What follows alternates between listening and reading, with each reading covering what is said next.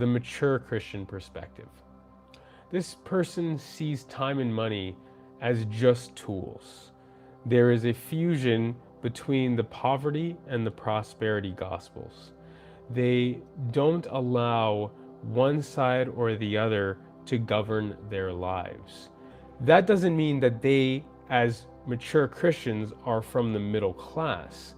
It doesn't mean that just because they don't have a lot of money or they're, slumming it out, that they are Christians and all Christians are going to be from the middle class. If anything, there are tons of Christians that are working in mud huts, serving, blessing people. I've grown up in a very tough neighborhood, and when growing up, I met some amazing Christians that God was blessing in their situation. They were just content people.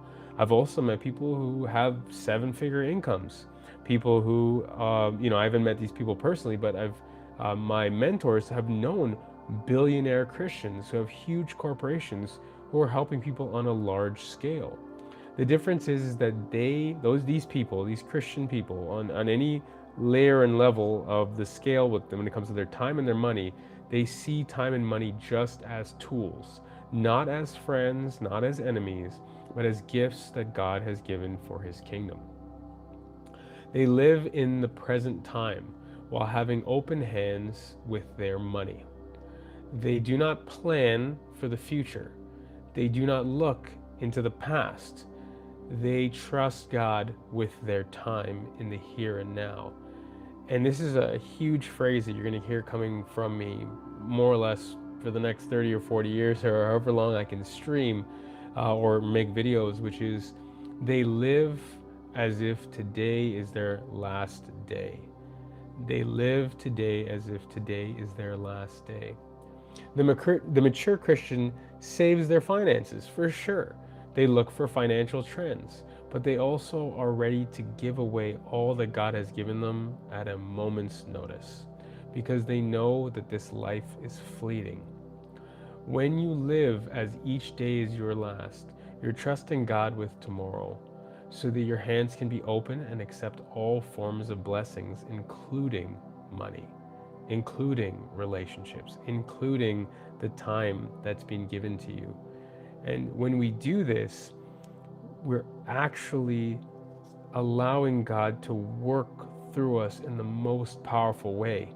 A lot of the times we think of being a strong Christian as picking up our sword and putting on the armor of God. And that is 100% true in the spiritual realm of spiritual warfare. But one of the most powerful positions that we can have in Christianity is to have an open hand. Because at that point, you don't try to hold on to those blessings when they come. And when God wants them to be taken away, you don't have your hands tightly wrapped around them. Because usually God wants to take those things away from us, or that time, or those relationships, or that money, before it actually ruins us. So having our hands open gives us this ability to live in a different way. While most people are grasping onto the things in the world, we have a heavenly balance where we're like, okay, Lord, if you want to place this in my life, I will admire it, I will enjoy it, but I will never make it into something that I must have, that I must hold on to.